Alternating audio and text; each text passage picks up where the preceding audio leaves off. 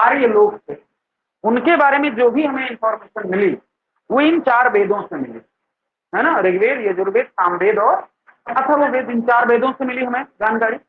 इन 4 वेदों के अलावा इन सभी वेदों के एक उपवेद भी लिखे गए। जैसे ऋग्वेद का जो उपवेद है उसका नाम है आयुर्वेद। क्या नाम है? आयुर्वेद। यजुर्वेद का जो उपवेद है उसका नाम है धनुर्वेद। सामवेद का जो वेद है उसका नाम है गंधर्व वेद, और इसका नाम है शिल्प वेद। क्या नाम है? शिल्प वेद। तो जिस तरह से हमारे सामने 4 वेद हैं, ठीक उसी तरह से सभी के 4 मतलब सभी के एक एक उपवेद भी हैं, राइट।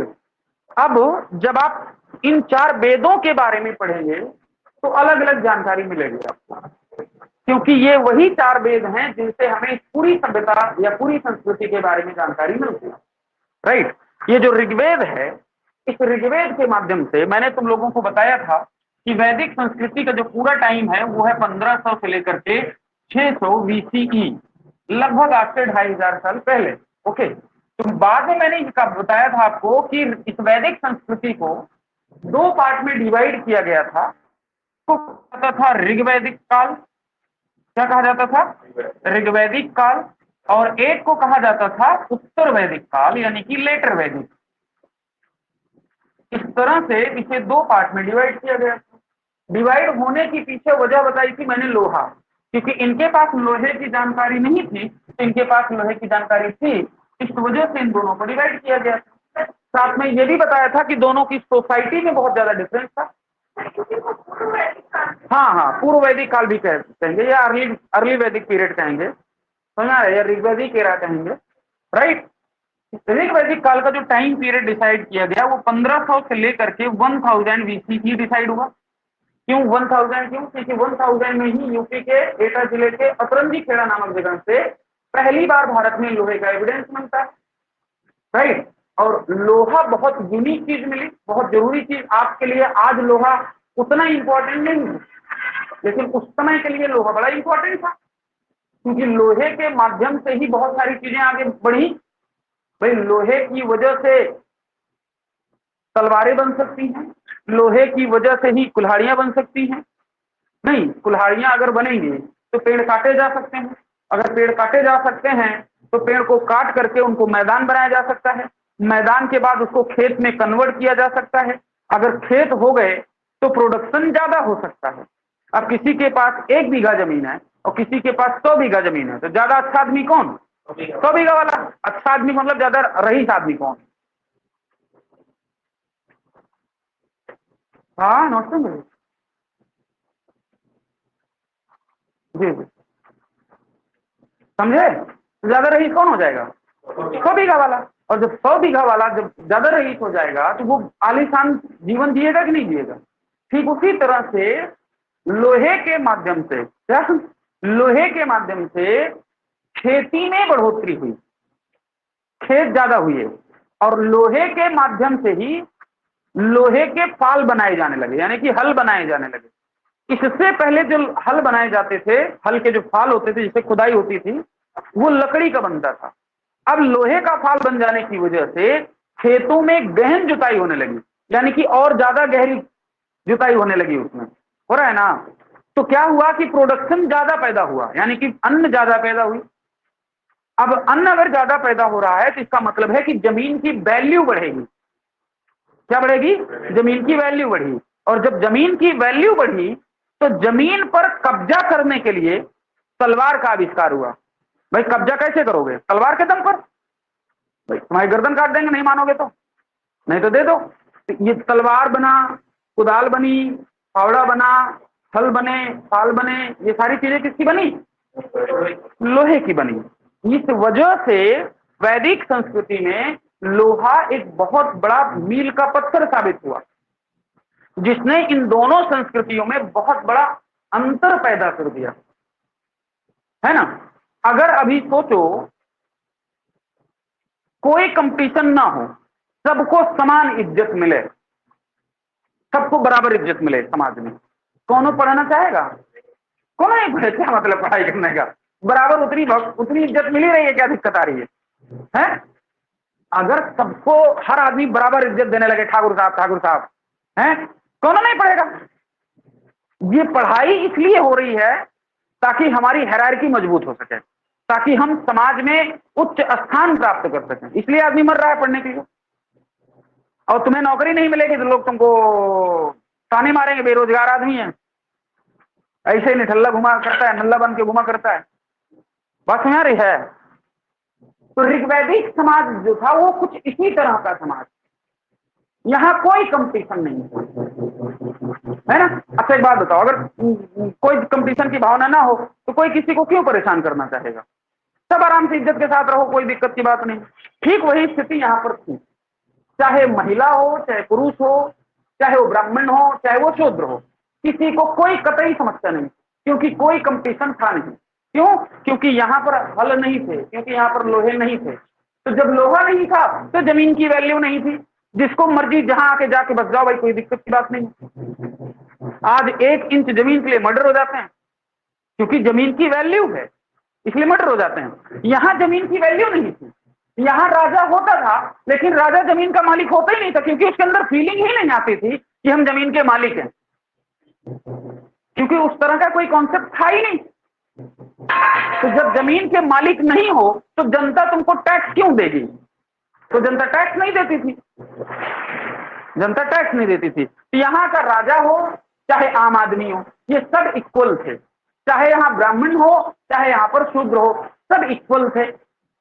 चाहे यहां महिला हो चाहे यहां पर पुरुष हो, सबके सब इक्वल थे, किसी भी तरह का कोई भेदभाव नहीं था। कहां पर? ऋग्वैदिक समाज, किसी भी तरह का कोई कंपटीशन नहीं। यही वजह है कि पूरे भारतीय इतिहास में भारतीय महिलाओं के लिए और शूद्र लोगों के लिए, जिनका अभी कॉन्सेप्ट आया बाद में, वो इनका गोल्डन टाइम है यहां पर। क्यों?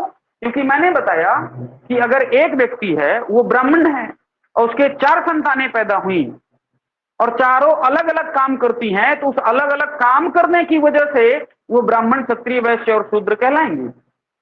एक व्यक्ति के 4 बेटे हुए, एक बेटा ऐसा हुआ जो लोगों को पढ़ाने उड़ाने वाला काम करने लगा, है ना, तो वो हो गया ब्राह्मण। एक आदमी ऐसा हुआ जो लोगों की मदद करने लगा, लोगों की रक्षा करने लगा, तो वो क्षत्रिय हो गया। एक ऐसा बालक जो थोड़ा व्यापार व्यापार में लग गया, वो वैश्य हो गया। और जो निठल्ला बन के घुमा, कुछ काम नहीं किया, वो शूद्र हो गया। अगर शूद्र की भी तो शादी होगी, तो अगर शूद्र की शादी हुई और उसके भी 4 बालक पैदा हुए और उनमें से एक बालक पढ़ने लिखने वाला हो गया, तो उस शूद्र का बालक जो पढ़ने लिखने वाला हुआ वो ब्राह्मण कहलाया। क्या कहलाया? यानी कि शूद्र का बालक ब्राह्मण हो सकता था, ब्राह्मण का बालक भी शूद्र हो सकता था, लेकिन कब? ऋग्वैदिक समाज में, क्योंकि वहां पर जमीन की वैल्यू नहीं।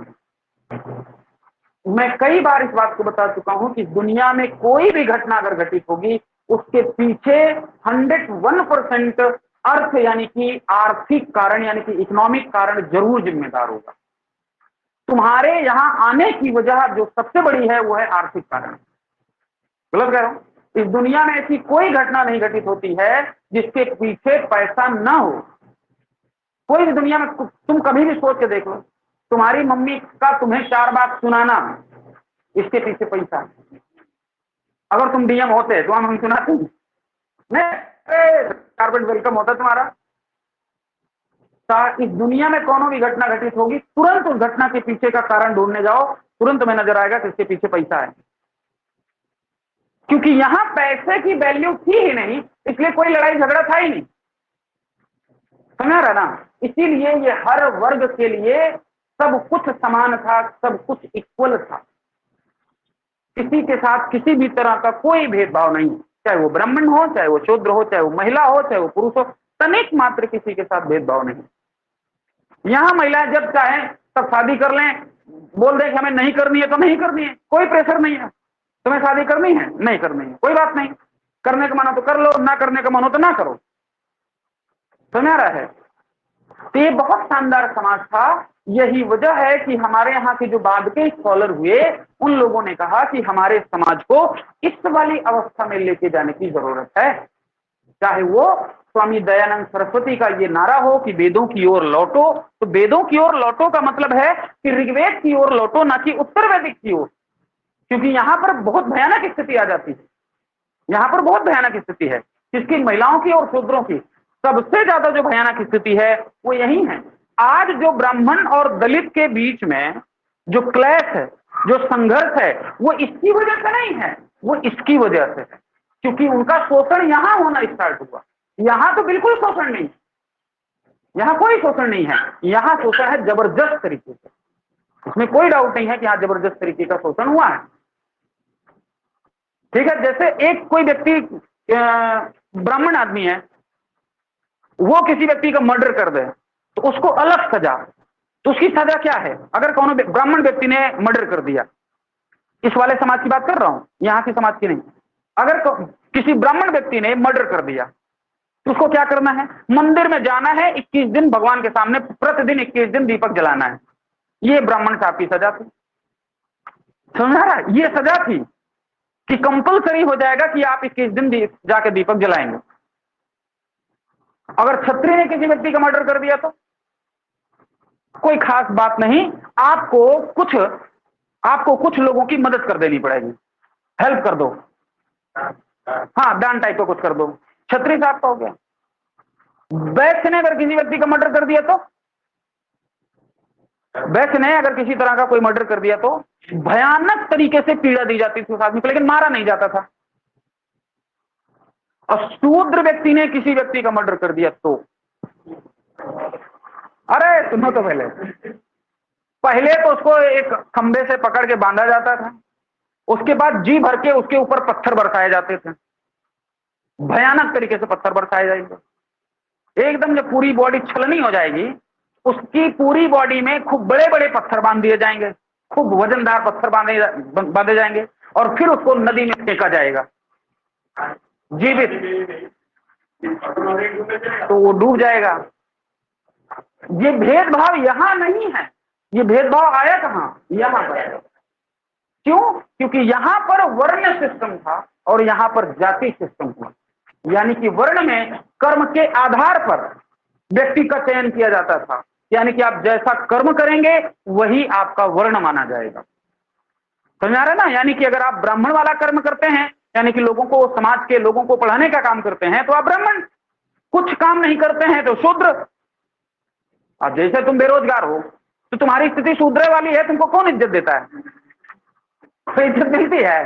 कोई इज्जत नहीं मिलती। तुम बेरोजगार आदमी बन के घूमो एक दिन समाज में, तुम्हें कोई अपने घर में बैठने तक नहीं देगा, पानी तक नहीं देगा तुमको, ऐसी ऐसी नजरों से देखा गया तो मुड़ के भाग जाओगे वहां से। तो बेरोजगार आदमी आज भी शूद्र की स्थिति में। यहां लेकिन व्यवस्था चेंज हो गई। यहां ये हो गया कि ब्राह्मण का बेटा पैदा होगा तो ब्राह्मण ही होगा, और शूद्र के घर में अगर कोनो बालक पैदा होगा तो वो शूद्र पैदा होगा। बेशक से शूद्र के घर में अंबेडकर पैदा हुए हों, बेशक से शूद्र के घर में पेरियार और ज्योतिबा फूले पैदा हुए हों, डजंट मैटर, तुम शूद्र कहलाओगे। इनका नाम है, तुमने पेरियार का नाम सुना तुम लोगों ने? ये भी रामास्वामी नायकर पेरियार, महात्मा ज्योतिबा फूले साहब, के माधवन साहब, टी के माधवन साहब, ये बहुत वीआईपी लोग थे। डॉक्टर अंबेडकर साहब उस समय के समाज में हमारे देश का सबसे पढ़ा लिखा इंसान आदमी है ना, सबसे पढ़े लिखे आदमी थे वो। अंबेडकर साहब के साथ बहुत ज्यादा भेदभाव हुआ शुरुआत से लेकर अंत तक। तब तुम लोगों ने कभी ये सोचा कि अगर अंबेडकर साहब के साथ भेदभाव हुआ, शूद्रों को अगर पढ़ने का मौका नहीं दिया जाता था, तो अंबेडकर साहब पढ़े कैसे फिर? ये अपने आप में बहुत बड़ा सवाल है कि जब शूद्रों को पढ़ने का मौका नहीं दिया गया था तो अंबेडकर साहब को कैसे बचपन पढ़ाया गया? इसकी वजह, इसके लिए जो जिम्मेदार है वो है उस समय का ब्रिटिश सरकार। कौन सा जिम्मेदार था? ब्राह्मण क्षत्रिय पढ़ने नहीं देना चाह रहे थे, लेकिन सरकार किसकी थी? ब्रिटेन की, यानी कि अंग्रेजों की सरकार थी। तो अंग्रेजों ने नियम बनाया था क्या कि जो भी हमारी आर्मी में सूबेदार की रैंक पे आएगा, चाहे वो ब्राह्मण हो चाहे वो शूद्र हो, उसके बच्चे को 101% शिक्षा मिलनी चाहिए और मिलेगी। ये हमारा नियम है। समझ में आ रहा है? अंबेडकर जी के पिता अगर सूबेदार ना होते तो अंबेडकर जी को कभी शिक्षा मिल ही नहीं सकती थी। ये नियम था, क्योंकि उनके पिता सूबेदार थे आर्मी में। इस वजह से, इस नियम के आधार पर अंबेडकर साहब को शिक्षा मिली, नहीं तो कभी नहीं मिल पाती। बस क्या सूबेदार एक पद होता है ठीक ठाक। अब जब भी आप आर्मी में जाएंगे तो आपको देखेंगे कि कुछ सैनिक आपके कंट्रोल में काम करते हैं, आपके अंडर में काम करते हैं, यानी कि 150 सैनिक जो होते हैं वो आप उनके चीफ होते हैं। कुल मिला के बात इतनी। बात समझ आ रही है कि नहीं? तो कुछ सैनिक, हाँ ऐसे कुछ मान लो 150 सैनिकों के एक ग्रुप बनेगी, एक बटालियन बनेगी, उसके आप प्रमुख होंगे, यानी कि 150 सैनिक जो होंगे वो आपके हर ऑर्डर को मानेंगे। क्लियर हो रही बात? तो सूबेदार रैंक पे थे कौन? डॉक्टर अम्बेडकर साहब के फादर। इस वजह से उनको पढ़ने की वो जो शिक्षा थी वो मिली, नहीं तो कभी ना मिल पाती। हर चीज के पीछे वजह होती। अब अगर अम्बेडकर साहब की शिक्षा हुई तो इसके पीछे धन नहीं है क्या? अगर उनके पिता सूबेदार ना होते, अच्छी रैंक पर ना होते, तो अच्छी पैसा ना होता और उनको पढ़ाया नहीं जाता। समझा रहा ना? ठीक वही स्थिति उत्तर वैदिक काल में भयानक स्थिति आई। यहाँ जो महिला, यहाँ पर महिलाओं के साथ क्या हो रहा था? उनके साथ कोई पर्दा प्रथा नहीं था, कोई पर्दा प्रथा नहीं। पर्दा प्रथा मतलब ना घूंघट करने वाला, कोई घूंघट वाला सिस्टम ही नहीं था। आज से मात्र 10, अपने आप मम्मी से जाके पूछ के आना, तुम लोग मम्मी से पूछना, मम्मी तुम्हारी शादी होने से पहले पापा ने तुमको देखा ना? पता ही नहीं भाई, पता ही नहीं मम्मी कैसी है। और इतना लंबा घूंघट, वो इज्जत नाक की बात मानी जाती थी। इतना लंबा घूंघट करके बेचारी आती थी और कहीं दम मत गिर पड़े तो सारी इज्जत खत्म हो जाएगी। इतना लंबा घूंघट, गिर पड़े हैं, उसका नाक टूट जाए तो कोई नाक नहीं टूटे, कोई बात नहीं है। लेकिन अगर शकल देख ली किसी ने, बड़ी दिक्कत वाली बात है। और आजकल हर समाज के हर बहू को लोग देख रहे हैं फेसबुक पर। हमारे गांव में हमने जिन जिन की बीवी नहीं देखी थी, अब सबकी बीवियां देख रहा हूं। अच्छा फलाने की बीवी ऐसी है, अब दिख रहा है सब। अब किसी को कोई दिक्कत नहीं, कोई आपत्ति नहीं, क्योंकि समाज बदल गया। दिख रहा है कि नहीं? और हर आदमी अब बड़े प्राइड के साथ, पहले की सिचुएशन क्या थी? इसमें बड़ा प्राइड था कि उनकी बहू को कोई देख ना पाए। अब इसमें बहुत बड़ा प्राइड है कि अब हम ऐसे रहते हैं, अब हमारी बीवी को सब देखो, कोई दिक्कत वाली बात नहीं। इसी को क्या कहा जाता है? वो जयमाल वाला सिस्टम। वहां तो सब देखते हैं, पूरा सिस्टम रहता है, दूल्हा दुल्हन सब एक साथ बैठते हैं, सब देखते हैं, कोई वाली दिक्कत नहीं। और सारा का सारा वायरल हो जाता है, कुछ देर बाद फेसबुक पे व्हाट्सएप स्टेटस लगता है ना? लेकिन यहाँ पर पर्दा प्रथा नहीं, यहाँ पर्दा प्रथा भयानक तरीके से हुई। यहाँ पर ऐसी महिलाओं की कल्पना की गई जो अनिष्कासनी असूर्य परिषद थी। मतलब ऐसी महिलाएं जो अपने घर के चौखट को न लांगे, वो तो अच्छी महिलाएं थी। और उनसे भी यूनिक लेवल पे वो महिलाएं थी जिनको कभी सूर्य भी ना देख पाए। सोचो पर्दा कितना भयानक हो गया। यानी कि उनको घर से बाहर निकलने की इजाजत नहीं थी। कहां? उत्तर वैदिक काल में। चाहे वो ब्राह्मण क्लास की महिला हो, चाहे वो शूद्र क्लास की महिला हो, सबके साथ भयानक तरीके का पर्दा। यहां अलग व्यवस्था है कि नहीं? यहां तुरंत अलग हो गई। ये जो पर्दा आ रही है, इसके पीछे की वजह है पैसा। क्यों? क्योंकि यहां पर दोनों मिल बांट के काम करते थे। भाई अगर पशु चराने थे तो पशु चराने गया पुरुष, और जब पशु चर के आ गए तो दूध दोहने का काम किया महिला। तो दोनों मिल बांट के काम किए। यहां व्यवस्था बदल गई, यहां जमीन की कीमत हो गई। अब जो पुरुष था वो युद्ध करने गया, युद्ध जीत के आया। उस युद्ध के जीत का जो फीलिंग थी वो अभी भी उस पुरुष के पुरुषत्व में हावी रही।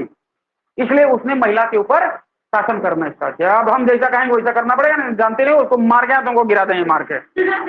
ये फीलिंग बनी रही। यानी कि पुरुष का जो पुरुषत्व था वो सीधे तौर पर घर की महिलाओं के ऊपर हावी हुआ। इसका सीधा प्रैक्टिकल उदाहरण, अगर डीएम को मंत्री साहब डांट दें, अगर मंत्री साहब डीएम साहब को डांट दें, समझना बात को, तो वो उसका असर कैसे आता है? इसका असर एक सामान्य रैंक के सिपाही के बेटे पर उतरता है, सीधा सीधा इसका असर। मंत्री जी ने डांटा किसको? डीएम साहब को। इसका भयानक असर किसके ऊपर दिखाई देता है? एक छोटे से कांस्टेबल के सिपाही के बेटे के ऊपर। तो डीएम साहब अब किसको डांटेंगे? एसडीएम साहब को। एसडीएम साहब अब किसको डांटेंगे? सीओ साहब को, क्योंकि सबको तो अपना गुस्सा उतारना है। सीओ साहब आए दरोगा साहब को ऊपर उतारे, दरोगा उस कांस्टेबल पे आया, और दरोगा कांस्टेबल कहां जाए? तो अपने बेटे के ऊपर उतारता है, अपनी बीवी के ऊपर उतारता है। समझ आ रहा है? ठीक वही स्थिति यहां पर बन रही है। हर जगह हायरार्की है। हर जगह इस तरह की स्थिति मजबूत है, इसमें अभी भी कोई समस्या नहीं। तो यहां पर पर्दा नहीं था, यहां पर्दा थी। यहां वर्ण सिस्टम था, यहां पर जाति सिस्टम हो गया। तो आपसे पूछा जाए कि जाति व्यवस्था का सूत्रपात या जाति जो सिस्टम था, कास्टिज्म का जो सिस्टम था, उसका ओरिजिन क्या है, ऋग्वैदिक या उत्तर वैदिक? तो आप बताएंगे उत्तर वैदिक, यानी कि लेटर वैदिक के टाइम में आया। ऋग्वैदिक समाज में सिर्फ वर्ण सिस्टम था, कास्टिज्म यहां आया। कहां पर आया? लेटर वैदिक में, यहां नहीं है। ठीक है, नेक्स्ट और प्रथाएं कैसी हैं यहां पर देखो।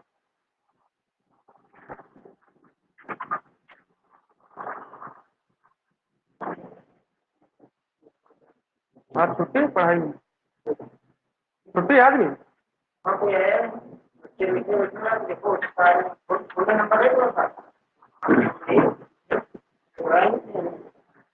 समझ में आया इतना? इन दोनों समाजों में तुम किसको अच्छा ज्यादा समाज मानोगे? ऋग्वेदी वाले ज्यादा बढ़िया मानोगे? बहुत सुंदर, तो समझ में आ रहा कम से कम। हम सोचे समझ में नहीं आ रहा हमारी बात। और देखो, यहाँ यज्ञ वगैरह नहीं होते थे, यहाँ यज्ञ होते नहीं थे, है ना? यज्ञ करेंगे किसके लिए? भगवान तब भी यही है यज्ञ करेंगे क्यों? अब यहाँ यज्ञ होने लगा। अब ब्राह्मणों ने क्षत्रिय क्लास के लोगों को डराना चालू किया। कैसे? किस आधार पर? भाई युद्ध करोगे तो, या अगर गेम खेलोगे तो जीत भी सकते हो, हार भी सकते हो, ठीक उसी तरह से अगर युद्ध करोगे तो जीतोगे या तो हारोगे। जब क्षत्रिय क्लास युद्ध हारने लगा तो ब्राह्मणों ने डराना चालू किया। ओहो, तो हमें पता था तुम क्यों युद्ध हार गए। क्यों? क्योंकि भगवान ने तुम्हारे ऊपर कृपा नहीं की। अच्छा, इसका क्या मतलब? क्योंकि तुमने यज्ञ नहीं किया। यज्ञ करते तो तुम्हारे अंदर दैवीय शक्ति आती, डिवाइन पावर आती, और उस डिवाइन पावर, उस दैवीय शक्ति के आधार पर तुम युद्ध जीत जाते। ये कैसे होगा महाराज? इसके लिए यज्ञ कराना पड़ेगा। कौन सा? अश्वमेध यज्ञ कराइए, वाजपेयी यज्ञ कराइए, 20 प्रकार के यज्ञ बता दिए। नहीं, सुनो तो, वो अलग फीलिंग होती है, अलग तरीके का कॉन्फिडेंस होता है। तो यहां पर हुआ क्या? यहां यज्ञ वाली व्यवस्था नहीं थी, यहां पूरी भयानक यज्ञ की व्यवस्था है। और इतना भयानक यज्ञ कि आम आदमी के बस की बात थी नहीं। आम आदमी सोच ही नहीं सकता था कि वो यज्ञ करा ले, क्योंकि बहुत खर्चीला होता था, बहुत ज्यादा खर्च आता था यज्ञ कराने में। क्या क्या सिद्धांत था कि आप यज्ञ कराइए? यज्ञ में सबसे इंपॉर्टेंट होते थे अग्नि देवता, और ब्राह्मण साहब मंत्र मारते थे, क्योंकि ये मोनोपोली उन्हीं के पास में थी, एकाधिकार उन्हीं के पास में था, मंत्र वही मारेंगे, और किसी व्यक्ति के पास ये राइट था नहीं कि वो मंत्र मार दे। तो मंत्र जो होता है वो ब्राह्मण के पास, और यज्ञ में आहुति आप डालेंगे, उसमें अग्नि देवता एक उत्पन्न होते हैं हमेशा। अग्नि देवता, ब्राह्मण देवता का मंत्र, और क्षत्रिय व्यक्ति यानी क्षत्रिय राजा का आहुति जो डाली जाती है यज्ञ में, ये तीनों मिक्स होंगे। ये तीनों जब मिक्स होंगे तो ये धुएं का रूप लेंगे, और न्यूटन के गुरुत्वाकर्षण नियम को फेल करते हुए अंतरिक्ष लोक में जाएंगे, और ईश्वर के पास। ईश्वर फिर डिकोड करेंगे उसको, ये किसकी तरफ से आया है, किस ब्राह्मण आदमी ने भेजा है, और किस क्षत्रिय का आहुति है। तो वहां पर और क्या बात की गई है, क्या मांगा गया है, वो वहां पर डिकोड होगा। ईश्वर डिकोड करेंगे, और जो जो चीज मांगी गई है वहां से फिर ट्रांसफर होगी, यानी कि ट्रांसफर ऑफ पावर, यानी कि ऊपर से दैवीय शक्ति यानी कि डिवाइन पावर अब कहां गई? क्षत्रिय राजा के अंदर। अब क्षत्रिय राजा डिवाइन पावर से युक्त, अब वो युद्ध में गया पूरे जोश के साथ और मार के चला आया। कुछ दिन तक ऐसा चला। हाँ, ऐसा हुआ है, ऐसा हुआ। ऐसा सिर्फ अपने यहाँ नहीं हुआ, अपने यहाँ ही नहीं हुआ, ये क्लैश हुआ ईसाइयत में भी। ये ईसाइयत में हुआ। जब आप ईसाइयत को पढ़ने की कोशिश करोगे तो उनके यहाँ एक युद्ध हुआ है जिसको कहते हैं क्रूसेड। क्या कहते हैं? क्रूसेड, जिसको हिंदी में कहा जाता है धर्म युद्ध। ये जो क्रूसेड हुआ है ये ईसाइयत और इस्लाम के बीच में हुआ। ईसाइयत के जो पोप या पादरी लोग थे उन्होंने कहा हमसे आशीर्वाद ले लो, हमको चढ़ावा चढ़ा दो, तुम जीवन में कभी कोई युद्ध हारोगे ही नहीं। क्रूसेड लगभग 150 से 200 साल चला, एक लंबे टाइम तक।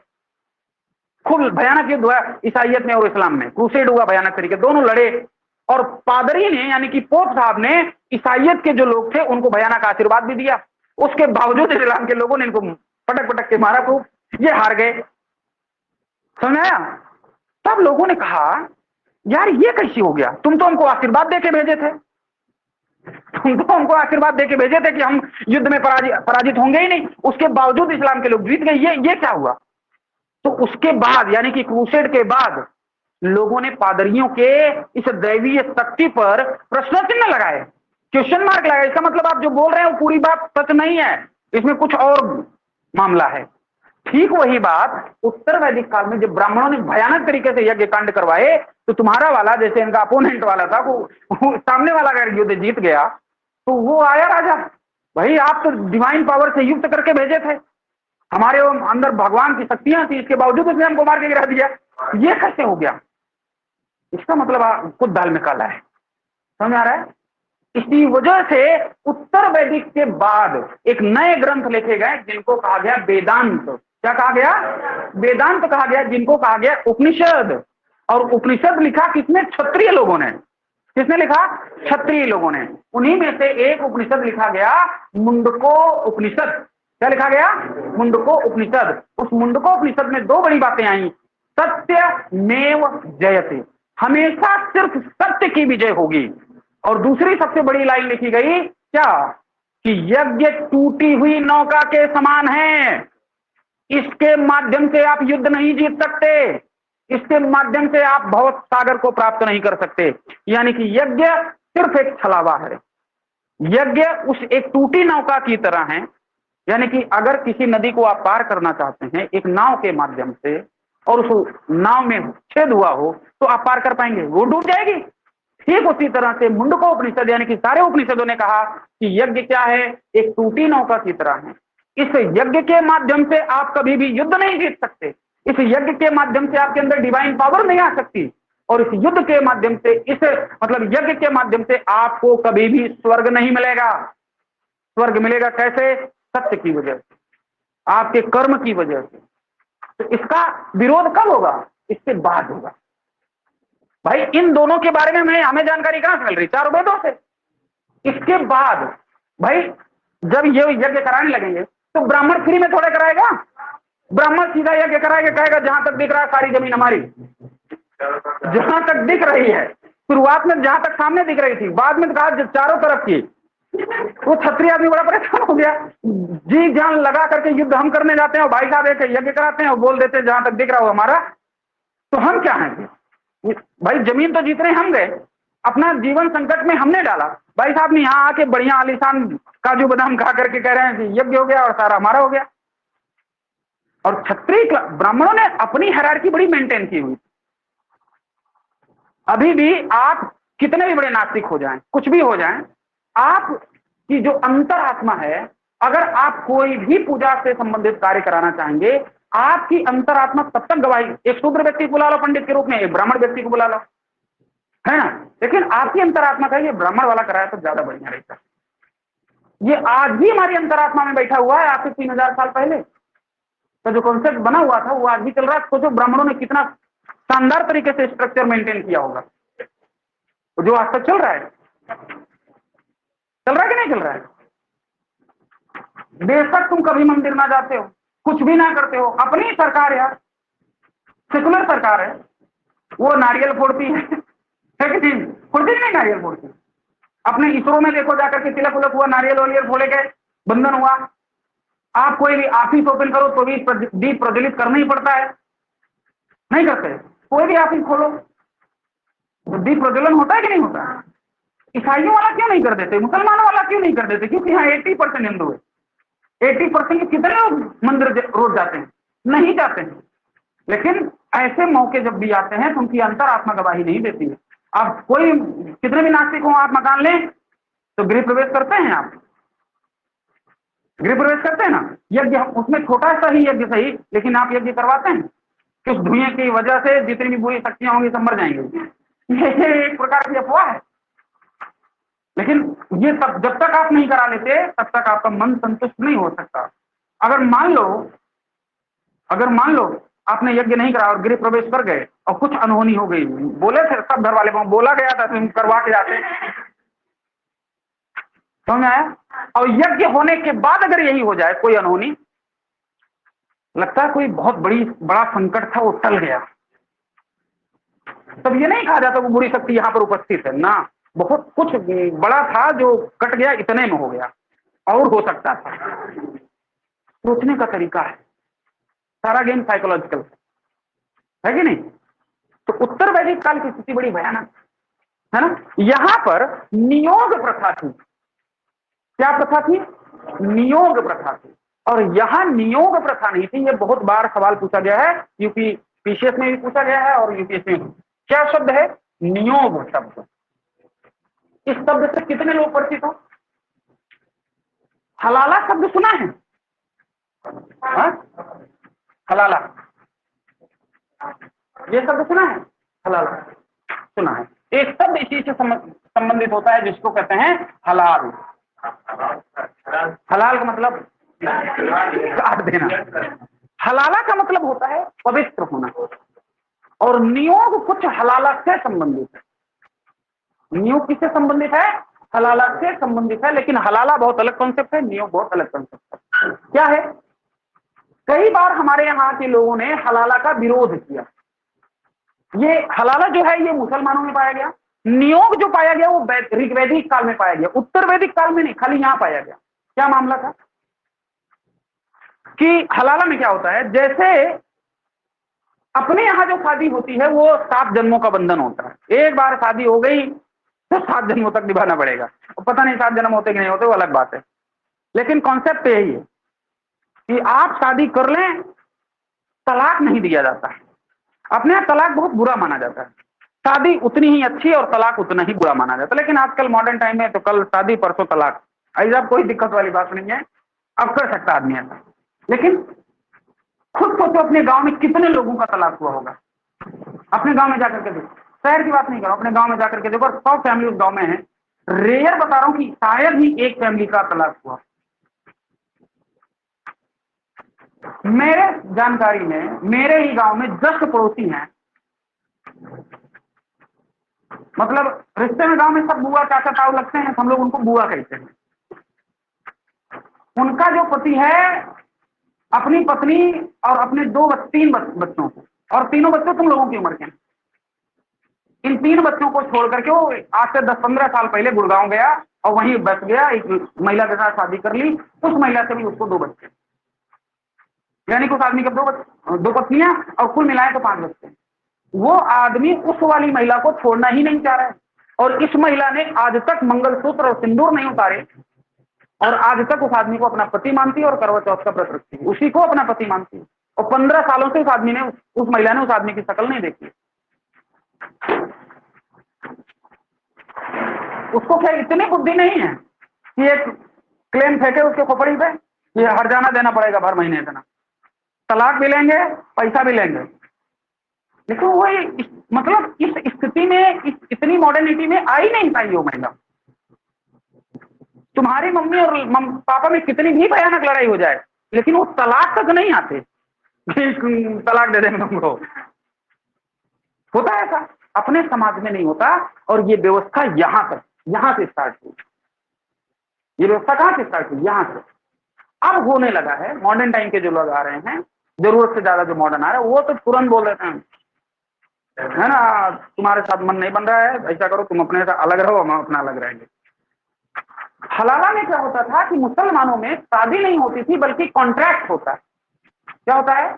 कॉन्ट्रैक्ट होता है कि हम आपके साथ इतने दिन के लिए पति पत्नी के रूप में रहने के लिए एक समझौता करते हैं।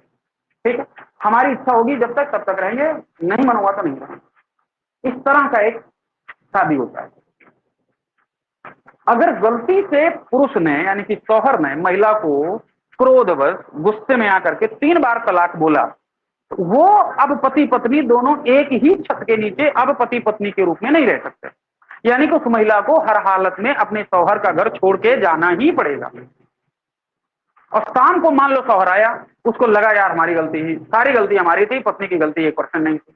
उसको रियलाइज हुआ कि खाना कैसे मिलेगा, उसको थोड़ा पश्चाताप हुआ। अगर अब वो चाहे ये पत्नी आए और फिर खाना बनाए हमारी तरह, हमारी पत्नी के रूप में रहे, तो संभव नहीं है। हाँ, अब संभव नहीं है। हाँ, बोल देने से अब संभव नहीं है। अब क्या करना पड़ेगा? अब तुम जा करके किसी और व्यक्ति के साथ पहले जाके निकाह करो। क्या करना पड़ेगा? दूसरे व्यक्ति के साथ जाकर के निकाह करना पड़ेगा। निकाह करने के बाद उस जिससे तुमने दूसरी बार शादी की, उस आदमी के साथ एक रात एक पति और एक पत्नी की तरह आपको रहना पड़ेगा। फिर वो सुबह उठे, तुमको तलाक बोले, फिर अगले तुम आकर के फिर उस आदमी के साथ निकाह करो, तब पति पत्नी के रूप में रहोगे। अगर लड़की खूबसूरत हुई और सामने वाले ने तलाक ना दिया तो पत्नी उसकी मानी जाएगी, तुम्हारी पत्नी गई। वैलिड तरीके से, कानूनी तरीके से अब पत्नी वो किसकी हो गई? ऐसा मुसलमानों में एक बार नहीं हजारों दफे बार हुआ कि किसी ने गुस्से बस अपनी पत्नी को तलाक बोला और फिर पाने के लिए उस महिला ने जब दूसरे व्यक्ति के साथ निकाह किया तो उसकी शादी हो ही नहीं रही थी, उसने कहा ये बहुत बढ़िया मौका है, उसने तलाक ही नहीं दिया। उसने तलाक नहीं दिया, वो आजीवन वो अपनी पत्नी से हाथ धो बैठा। वो जिसकी शादी नहीं हो रही थी उसको हमेशा के लिए पत्नी मिल गई। तो इसका एक तरीका निकाला गया, इसका एक तरीका निकाला गया कि सेम एज में निकाह करवाना ही नहीं है। मतलब जो अपनी बराबर की उम्र का आदमी है उसके साथ निकाह करवाना ही नहीं। फिर किसके साथ? जो एकदम मरने की स्थिति में आ गया बुढ़ा, उससे निकाह करवाना है। उसको दवा दारू के लिए कुछ पैसे की जरूरत है, उसको प्रलोभन दिया जाता था कि हम तुमको 1000 देंगे, 5000 देंगे, 10,000 देंगे, आज तुम्हें निकाह करना है, अगले दिन फिर तलाक बोलना है, 5000 लाओ दे देंगे, कर देंगे, कोई दिक्कत। वहां कोई रिस्क नहीं था। तो सारे लोगों ने निकाह करवाया किससे? अब बुढ़े आदमी से करवाया। सोचो, अब अगर अकॉर्डिंग टू इस्लाम देखें, कुरान के अकॉर्डिंग देखें, तो कुरान कहता है कि इसमें सजा महिला को नहीं मिल रही है, इसमें सजा उस पुरुष को मिल रही है जो पति था। देखो तुम्हारा पूरा फिलॉसफी चेंज हो जाएगा। क्या इस्लाम क्या कह रहा है? ये सजा महिला के लिए नहीं है, ये सजा उस पुरुष को है। क्यों भैया? ये पुरुष को सजा कहां है? निकाह उसको करना पड़ रहा है। इसका मतलब ये है जैसे तुम्हारी पत्नी है, तुम्हारी पत्नी कोनो देख भी ले तो खून खोल जाता तुम्हारा, और छू ले तो मन होता गर्दन काट दें। सोचने वाली बात है ना, कितना भयानक गुस्सा आएगा अगर तुम्हें ये ऐसा पता हो कि हमारी पत्नी किसी और के साथ पत्नी के रूप में बन के आ रही है, तो तुम्हें कितना भयानक कष्ट होगा। तो कुरान कहता है ये कष्ट महिला, ये सजा महिला को नहीं दी गई है, ये सजा किसको? पुरुष को, ताकि दोबारा इस तरह की गलती ना करे। पूरा का पूरा फिलॉसफी चेंज हो जाता है यहाँ पे आके। हाँ, शोषण तो हो रहा है, फिजिकली शोषण उसका हो रहा है, मेंटली हैरेसमेंट किसका हो रहा है? उस पुरुष का हो रहा है कि नहीं हो रहा है? अब तो इनवैलिड कर दिया गया इसको, लेकिन ऐसा हो रहा था कि नहीं मोदी गवर्नमेंट के आने से पहले? इस सारे नियम बनाए हुए थे। ये क्या है फिर नियोग? हलाला समझा, इसी प्रोसेस को कहते हैं हलाला। फिर नियोग क्या है? अगर किसी हिंदू धर्म में अगर कोई महिला शादी की और शादी के बाद बिना बच्चा पैदा हुए उसका पति मर गया, यानी कि उस महिला को अब कोई बच्चा नहीं है ना, बच्चा नहीं है, और वो महिला दूसरा विवाह भी नहीं करना चाहती, ऐसी कंडीशन समझो। एक तो विडो रिमैरिज थी, ऋग्वैदिक समाज में विडो रिमैरिज था, यहां नहीं था। अगर कोई 5 साल की कन्या, यहां ध्यान सुन, यहां चाइल्ड मैरिज नहीं है, यानी कि बाल विवाह नहीं होता था। यहां भयानक तरीके से बाल विवाह हुआ है, यानी कि चाइल्ड मैरिज यहां पर बहुत भयानक तरीके का हुआ है। यहां विडो रिमैरिज होता था, यहां नहीं होता था। यानी कि अगर कोई लड़की 8 साल 10 साल में शादी की और उसका पति चल बसा, तो 10 साल की उम्र से पूरी जिंदगी जब तक वो अब जिंदा रहेगी तब तक अपने बालों का मुंडन करा के सफेद साड़ी पहन करके एक छोटे से कमरे में रहेगी। समझ आ रहा? लेकिन ये व्यवस्था यहां नहीं थी, यहां पर थी।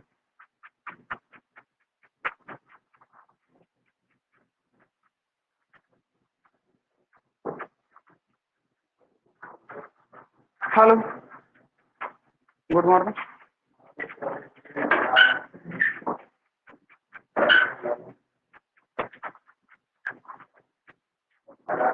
मैसेज करना है इस पर, इसी नंबर पे व्हाट्सएप कर देना अपना नाम और अपनी क्लास, ठीक है?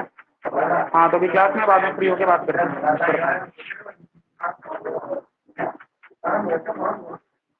अब क्या है समझे इसको? नियोग क्या है? नियोग का मतलब कि अगर उस महिला को अपने पति से बिना बच्चा हुए वो पति मर गया और वो महिला दोबारा शादी भी नहीं करना चाहती है, तो अब इसका क्या तरीका है? धर्मशास्त्रों ने यह नियम बनाया कि कोई भी स्त्री बिना बच्चे के अपना जीवन यापन नहीं कर सकती, यानी कि उसकी लाइफ को वो सर्वाइव कैसे करेगी?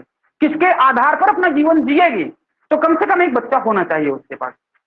बात समझ आ रही है? तो इसका एक तरीका निकाला गया नियोग के माध्यम से। क्या था कि अगर वो महिला दोबारा शादी नहीं करना चाहती है तो वो अपने देवर के साथ या अपने किसी मित्र के साथ, जिसको वो उचित समझे, है ना, उस व्यक्ति के साथ या उस पुरुष के साथ एक दिन संबंध बना करके एक बालक को पैदा कर सकती है। दैट इज नियोग सिस्टम। समझ में आया? लेकिन ये व्यवस्था कहाँ है? ऋग्वैदिक समाज में है, उत्तर वैदिक समाज में नहीं थी। यहाँ नियोग वैन कर दिया गया हमेशा हमेशा से। तो तुमसे पूछा गया है यूपीएससी में भी और पीसीएस में भी कि नियोग क्या होता है, तो हमको हलाला पता था, हमें नियोग नहीं पता था। कुछ हूबहू ऐसा ही तो है नियोग। तो दूसरे की बुराई करने से पहले अपने अंदर भी झांको कि हमारे अतीत में क्या था। नियोग था तुम्हारे यहाँ, क्योंकि तुम्हें बताया नहीं गया, नियोग अपने यहाँ। तो तुम्हें लगेगा एक सभ्य समाज के लिए ये व्यवस्था तो बड़ी गड़बड़ है, नहीं होना चाहिए। उस समय के समाज के लिए देखो ध्यान से, जब 26 नवंबर 1950 को संविधान बना था, उस समय के जो हमारे यहाँ संविधान विशेषज्ञ थे, जो लोग बनाए थे, उनको तो यही लगा था ना कि दुनिया का सबसे बेहतरीन संविधान बना के प्रस्तुत किया हमने।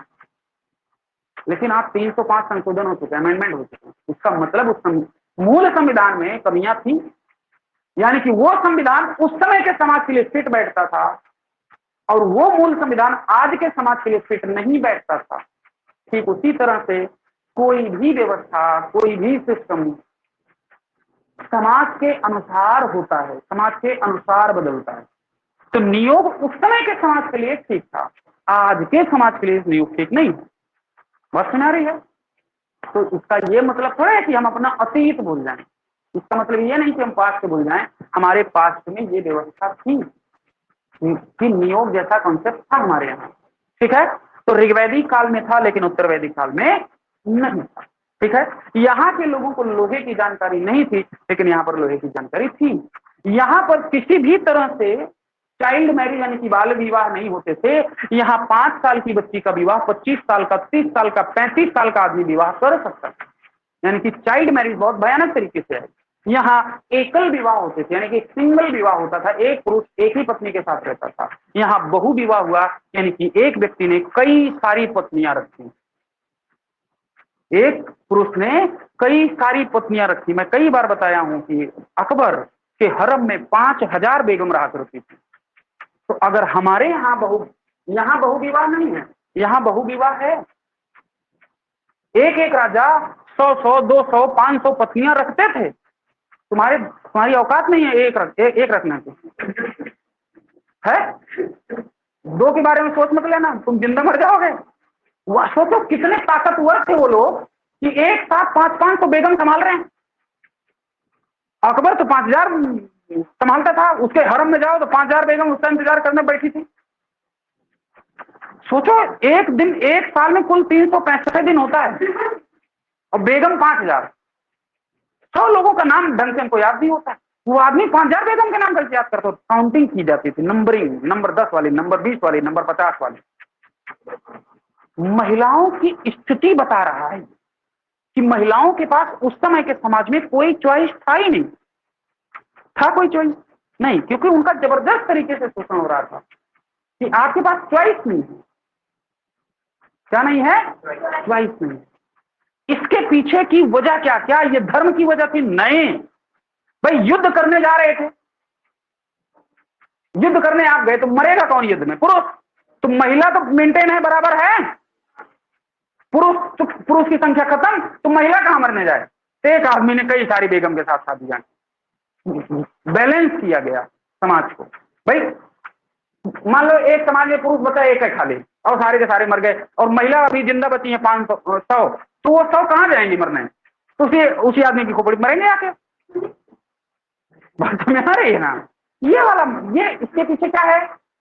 जो भी प्रथाएं बनी, जो भी परंपराएं बनी, उन सभी परंपराओं, सभी प्रथाओं, सभी ट्रेडिशन के पीछे की वजह आर्थिक ढंग से देखें तो, अगर हम ढंग से देखें तो मैंने जैसे बताया ना, हर घटना के पीछे अर्थ कारण है, पैसा कारण है।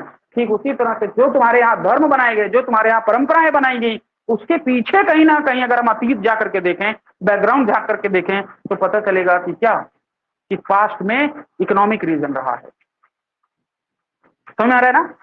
तो इस वजह से इन दोनों समाजों में बड़ा गैप, दोनों समाजों में बड़ा डिफरेंस था। इन दोनों समाजों के बाद एक नया समाज पैदा होता है, जिसको पैदा करते हैं वेदांत वाले, उपनिषद वाले। बड़े ही साइंटिफिक अप्रोच के लोग पैदा हुए इनके बाद के जो समाज के लोग आए, है ना, यानी कि जो वेदांत लिखे गए। अभी तो हम लोगों ने क्या पढ़े, 4 वेद। ये सारी बातें ध्यान से समझना। ये जो ऋग्वेद है, इस ऋग्वेद के एकमात्र किताब है इस वाली व्यवस्था के बारे में जानकारी प्राप्त करो। यानी कि आप इस पूरे समाज को अगर जानना चाहते हैं, इस पूरे समाज को बताने के लिए हमारे पास एकमात्र ग्रंथ है जिसका नाम है ऋग्वेद। ओके, इस पूरे समाज को अगर आप जानना चाहते हैं, जिसका टाइम पीरियड है 1000 से लेकर 600 BCE, तो इसके लिए आपके पास ये 3 वेद दिखाई देते हैं। कितने? 3 वेद दिखाई देते हैं। समझ आ रहा है ना? यानी कि इस समाज को जानना है तो सिर्फ हमारे पास एकमात्र एविडेंस ऋग्वेद, और इस समाज को जानना है तो इसके पीछे हमारे पास 3 वेद लिखे हुए हैं। और हर समाज, हर वेद के अपने एक एक उपवेद थे, और इनके कोई ना कोई रचयिता भी हैं। क्या? आयुर्वेद के जो रचयिता हैं उनको माना जाता है विश्वामित्र को। किसको माना जाता है? विश्वामित्र को। कुछ जगह पर, कुछ किताबों में धन्वंतरी को भी माना जाता है। किसको माना जाता है? धन्वंतरी को भी माना जाता है। यहां धन्वंतरी को माना जाता है, यहां विश्वामित्र को माना जाता है, यानी कि धनुर्वेद वाला। गंधर्व वेद में नारद को माना जाता है, यहां शिल्प वेद में विश्वकर्मा को माना जाता है। इस तरह से 4 वेद लिखे गए। अब यहां ध्यान समझना, ये जो ऋग्वेद लिखा गया है, इस ऋग्वेद में सिर्फ भगवान की पूजा की गई है। भगवान से अपने लिए गाय की इच्छा व्यक्त की गई है कि हे भगवान, हमें गाय प्रदान करें। क्यों? क्योंकि उस समय आय का एकमात्र साधन थी जिसको गाय कहा जाता था। समझ रहा? आय का एकमात्र साधन क्या थी? गाय। आज हम लोग भगवान से क्या मांगते? भगवान सरकारी नौकरी दिला दो किसी तरह, क्योंकि आय का साधन वही है ना। लेकिन उस समय के समाज में सरकारी नौकरी वाला कॉन्सेप्ट था नहीं, गाय ही एकमात्र आय का साधन थी। तो ये लोग जब भी कोई भी श्लोक पढ़ते थे, कोई भी मंत्र बोलते थे, तो उस मंत्र में सिर्फ ईश्वर से इतनी बात करते थे कि भगवान एक बेटा पैदा कर दो और एक गाय दे दो, बस इतना से जीवन चल जाएगा। समझ रहा ना? तो गाय और बेटे की कल्पना की जाती थी ऋग्वेद में। यजुर्वेद क्या था?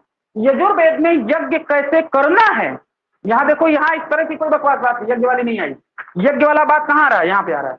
यज्ञ कैसे करना है, यज्ञ कितने प्रकार का होता है, यज्ञ में यज्ञ करने की क्या क्या विधियां हैं, यज्ञ वेदी आयताकार बनेगी कि वर्गाकार बनेगी, समझ रहा है? ये सारी व्यवस्था यजुर्वेद में। सामवेद में क्या है? यज्ञ जब करोगे तो कुछ गायन वगैरह होगा, म्यूजिक बजेगा, संगीत के बारे में, दुनिया में संगीत यानी कि म्यूजिक के बारे में इंफॉर्मेशन देने वाला सामवेद दुनिया का पहला ग्रंथ है। इसी वजह से संगीत का जनक माना जाता है सामवेद को, जिसमें सारे गामा पा धा नी लिखा है। ये जो आता है वो यहीं पर दिखाई देता है सामवेद में। अथर्ववेद में क्या? दुनिया में जो आज हमारे यहाँ आज भी प्रचलन है, जादू टोना, लगता है ना, नजर लग गई, ये पहला कॉन्सेप्ट हमको अथर्ववेद में दिखाई देता है। कौन दिखाई देता है? अथर्ववेद में दिखाई देता है। यानी किसी को जादू मार देना, किसी को टोना कर देना, किसी को काला जादू कर देना, किसी को अपने वश में कर लेना, ऐसा होता है ना। अभी बहुत सारे बाबा हैं बहुत सारे बाबा हैं, 10 साल की बिछड़ी हुई प्रेमिका को अपने बस में करें इस तरह की बकवास बातें चलती है अपने यहाँ। आप प्लेटफॉर्म पे जाओ, स्टेशन पे, यहाँ इस तरह के बहुत सारे बाबा मिलते हैं अपने यहाँ। और सबसे ज्यादा इस तरह का प्रचलन बंगाल में पाया जाता है। सबसे ज्यादा काला जादू टोना जो होता है वो बंगाल में होता है। और बहुत हद तक लोग कहते हैं कि इसमें हकीकत भी है, सच में लोग चले आते हैं, सच में लोग चले आते। तुम लोग ट्राई मारना इस बात को। सबसे ज्यादा जादू टोना कहाँ हुआ? बंगाल में। कहाँ होता है? तो जादू टोना, भूत प्रेत, कि भूत भी होता है, प्रेत भी होता है, चुड़ैल भी होती हैं, ये सारी जानकारी कहाँ मिल रही है? अथर्ववेद में। औषधि, मंत्र, है ना। कई बार होता है कि मंत्रों के माध्यम से नजर उतार दिया जाता है। पंडित जी ने मंत्र मारे, सारे के सारे नजर खत्म। लड़का खूब रो रहा है, नजर लगी है, पंडित जी ने 4-5 मंत्र मारे, लड़का रोना बंद, इसका मतलब नजर उतर गई। बहुत पंडित जी बहुत जमाई ले रहे थे मंत्र पढ़ते थे, हमारे बहुत भयानक जोर की नजर लगी बालक को। इस तरह के कॉन्सेप्ट है हमारे यहाँ। ये सारी व्यवस्था कहाँ नजर आती है? अथर्ववेद में। समझ कहाँ नजर आती है? अथर्ववेद। ये अलग अलग चीजें हैं, अलग अलग प्रकार की व्यवस्थाएं। तो चारों वेद चारों अलग अलग बातें बताते हैं। समझ आ रहा है? और ये 4 उपवेद हैं आयुर्वेद। ध्यान से समझना, औषधियों की चर्चा अथर्ववेद में है, नो डाउट। लेकिन अगर शब्द लगा दे विशेष रूप से चिकित्सा की व्यवस्था की विशेष रूप से चिकित्सा की व्यवस्था का जिक्र पहली बार कहां हुआ, तो राइट आंसर अथर्ववेद नहीं, राइट आंसर आयुर्वेद माना है। जब भी आपसे पूछा जाए कि औषधियों के बारे में या चिकित्सा संबंधी जानकारी सर्वप्रथम कहां नजर आती है, तो अथर्ववेद। विशेष रूप से अगर शब्द लगा हो, क्या शब्द लगा हो? विशेष रूप से चिकित्सा के संबंध में पहली जानकारी कहां मिलती है, तो राइट आंसर आयुर्वेद। कहां? आयुर्वेद। धनुर्वेद, युद्ध कैसे किया जाएगा, धनुष कैसे चलाई जाएगी, धनुष की संपूर्ण विद्या की जानकारी धनुर्वेद में। गंधर्ववेद, गंधर्ववेद का मतलब अपने यहां गंधर्व विवाह भी हुआ करता है। जैसे राम और सीता का जो विवाह हुआ वो गंधर्ववेद का उदाहरण है। कहां का? गंधर्ववेद का उदाहरण है। राधे और कृष्णा के बीच में जो अलायंस हो रही थी, अगर उनकी शादी हो जाती, कुछ लोगों का मानना है शादी हुई, ये गंधर्ववेद का उदाहरण है। यानी कि जब एक व्यक्ति दूसरी महिला से प्रेम करे या महिला व्यक्ति से प्रेम करे और इसकी वजह से दोनों के बीच में जब शादी हो जाए, तो ऐसे विवाह को गंधर्व विवाह कहा जाता है। कुल 8 प्रकार के विवाहों की चर्चा यहाँ पर है। कितने प्रकार की? 8 प्रकार के विवाह होते थे। कितने प्रकार के? 8 प्रकार के। जो सबसे बढ़िया और पवित्र विवाह माना जाता था उसे कहा जाता था ब्रह्म विवाह। कई प्रकार के, मैंने 8 प्रकार के विवाह, जैसे ब्रह्म विवाह है ना, कौन सा? ब्रह्म विवाह, आर्ष विवाह, गंधर्व विवाह, राक्षस विवाह, पैशाच विवाह, इस तरह के कई सारे विवाह होते थे, है ना। कई सारे प्रकार के विवाह थे जिनकी संख्या 8 है। अभी आगे उसको डिस्कस करेंगे। समझा? गंधर्व विवाह का मतलब, गंधर्व वेद का मतलब जिसमें प्रणय से संबंधित जानकारी हमको प्राप्त होती हो, वो गंधर्व वेद कहलाता है। शिल्प वेद, यानी कि जहां पर कुछ चीजें क्रिएट करने की बात आए, जहां पर कुछ चीजों को मैन्युफैक्चर करने की बात आए, उसको कहते हैं शिल्प वेद। क्या कहते हैं? समझ में आया? तो हर वेद के अपने उपवेद भी। क्लियर हो रहा है? ठीक। तो ये जो समाज है, इस समाज को इस तरह से अलग अलग करके हम लोग पढ़ते हैं। क्लियर है? अब इसमें जो पहला वेद है उसको देखना है, यानी कि पहले तो वेद पढ़ना है, उसके बाद ब्राह्मण ग्रंथ होते हैं, उसके बाद आरण्यक होते हैं, उसके बाद उपनिषद होते हैं। तो पहले क्या पढ़ने हैं? वेद।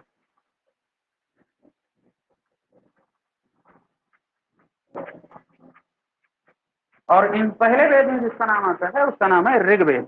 क्या नाम है? ऋग्वेद। इस ऋग्वेद के बारे में कुछ इंफॉर्मेशन है कि इसका संकलन यानी कि इसको कंपाइल कब किया गया था, तो आप बताएंगे 1500 BCE में। और ये किस नदी के किनारे किया गया था, तो आप बताएंगे सरस्वती नदी के किनारे, है ना। किसने किया था इसका संकलन, तो आप बताएंगे वेद व्यास जी ने। किसने किया था? वेद व्यास जी ने किया था। ठीक है। कहां पर किया था, तो आप बताएंगे सप्त सैंधव प्रदेश में किया था। कहाँ किया था? सप्त सैंधव प्रदेश में किया था, जिसे हम लोग देव योनिकृत भी कहते हैं। सप्त सैंधव प्रदेश को, यानी कि देवताओं के द्वारा निर्मित स्थान, उसे देव योनिकृत या सप्त सैंधव प्रदेश कहते हैं। पंजाब वाला इलाका है ना, पंजाब और सिंध वाला इलाका। कहाँ हुआ? तो ये बात हो गई ऋग्वेद की, है ना। और इसका इंग्लिश ट्रांसलेशन किसने किया, यानी कि अंग्रेजी अनुवाद किसने किया, तो आप 2 लोगों का नाम इसमें रखेंगे। एक का नाम है विल्सन। क्या नाम है? विल्सन। और एक का नाम रखेंगे आप ओल्डेनबर्ग। क्या नाम रखेंगे? ओल्डेनबर्ग। ये 2 बहुत महत्वपूर्ण लोग हैं, विल्सन एंड ओल्डेनबर्ग, जिन्होंने ऋग्वेद का पहली बार इंग्लिश ट्रांसलेशन का काम किया है। इन सभी से जितनी भी बातें लिखी गई हैं, इन सभी से सवाल पूछे जा चुके हैं। ठीक है ना। तो आगे ऋग्वेद में कुल 10 मंडल हैं। कितने मंडल हैं? 10 मंडल मतलब 10 चैप्टर हैं, है ना। 1028 सूक्त हैं। कितने? 1028 सूक्त हैं। 10,552 मंत्र हैं, जिन्हें ऋचा भी कहा जाता है। चाहे आप मंत्र कहें चाहे आप ऋचा कहें, दोनों बातें सेम हैं। क्लियर हो गया? तो 10,552। पहले तो पढ़ेंगे वैदिक काल से पहले तो इंट्रोडक्टरी चैप्टर में लिखा हुआ था